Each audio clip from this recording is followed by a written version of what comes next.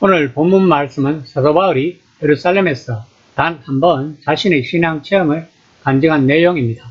사실 이것은 사도 바울이 유대인들에게 줄 수 있는 가장 강력한 복음의 산 증거였습니다. 그러나 이 복음은 군중들의 난동으로 파묻혀버리고 사도 바울은 로마 천부장에 의하여 죄수로 가이사라로 끌려가게 되고 나중에는 로마 법정까지 가서 재판을 받게 됩니다. 21장 37에서 38절입니다.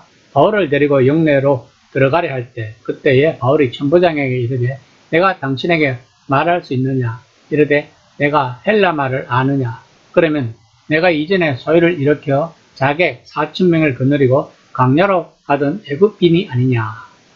바울이 헬라어를 유창하게 하니 천부장은 놀랐다고 본문은 말하고 있습니다. 아마도 바울의 어느 오지에서 온 그저 그런 건달이거나 사고 뭉칠 것이라고 생각했을 것입니다.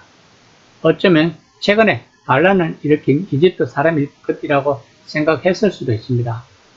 요세푸스의 기록에 의하면 이집트 사람이 예루살렘 성벽이 무너지는 일을 포함해 예언자의 표징을 행하다가 사라졌는데 이제 다시 나타나 성전에서 이스라엘 백성들에게 잡힌 것으로 추정할 수도 있었을 것입니다. 21장 39절입니다. 바울이 이르되 나는 유대인이라 소업이 아닌 길리기아 다소치의 시민이니 청컨대 백성에게 말하기를 허락하라 하니 바울은 아니라고 대답하면서 자신이 유대인이고 길리기아에 있는 다소의 시민이라고 말합니다. 다소는 특히 남부의 주요 도시 중 하나로 전성기 때는 주민이 약 50만 명이나 살았고 좋은 교육 전통이 있는 나름 자부심을 가질 만한 도시였습니다. 그러나 천부장에게 이런 사실을 말한 것은 그의 한심을 사려는 것이 아니라 사람들에게 말할 수 있게 해달라고 허락을 구하기 위해서였습니다.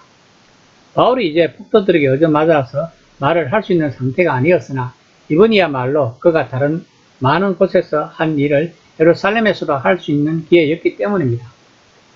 21장 40절입니다. 천부장이 허락하거늘 바울이 정대 위에 서서 백성에게 손짓하여 매우 조용히 한 후에 히브리어 말로 말하니래요. 바울은 고대 히브리어보다 아람어를 썼을 것입니다. 왜냐하면 고대 히브리어는 누구나 알아듣는 언어는 아니었기 때문입니다. 바울의 심정은 어땠을까요?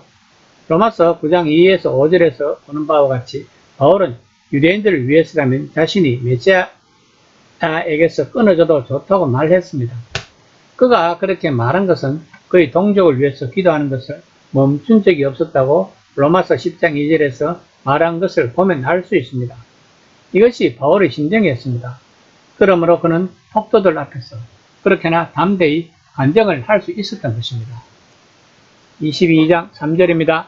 나는 유대인으로 길리기아 다소에서 낳고 일성에서 자라 가말리엘의 문화에서 우리 조상들의 율법의 엄한 교육을 받았고 오늘 너희 모든 사람처럼 하나님께 대하여 열심히 있는 자라.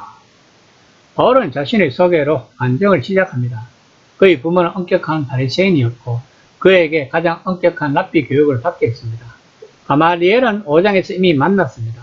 그는 사내들은 공 여호와가 사도들을 잡았을 때 하나님을 공격하는 일을 하게 될 수도 있으니 더 이상 그리스도인을 공격하지 말라는 옹호 발언을 했고 그 발언은 효과가 있었습니다. 그러나 바울은 스승처럼 생각하지 않았던 것 같습니다.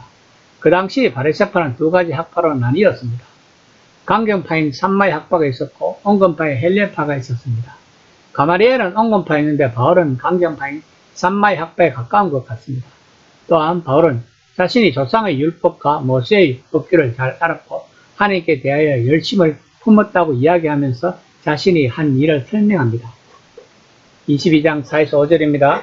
내가 이 돌을 받게 하여 사람을 죽이기까지 하고 남녀를 결박하여 옥에 넘겼노니 이에 대제사장과 모든 장로들이 내 증인이라. 또 내가 그들에게서 다메섹 형제들에게 가는 공문을 받아 가지고 거기 있는 자들도 결박하여 예루살렘으로 끌어다가 형벌 받게 하려고 가더니. 바울은 자신의 한 일을 노골적으로 이야기하고 있습니다. 즉 자신이 가졌던 학과하고 의심의 여지가 없는 정통성이 가장 중요한 증거로 자신이 교회를 받게 했음을 이야기하고 있는 것입니다.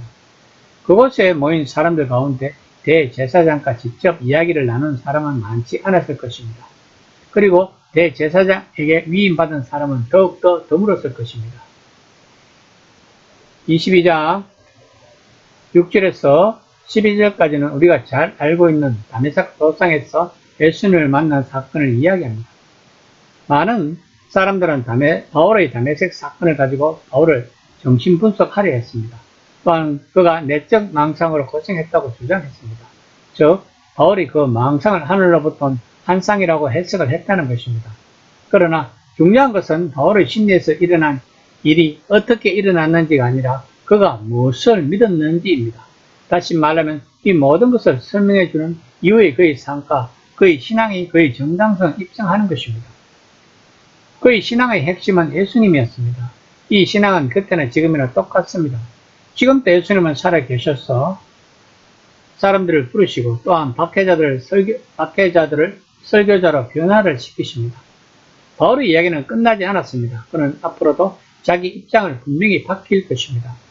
정통 유대인으로서 존경받는 출생과 배경과 훈련과 열심은 메시아와 마주치는 길로 그를 이끌었고 그 메시아가 바로 예수님임을 그는 발견했습니다. 그러나 그의 길은 고난의 연속이었습니다.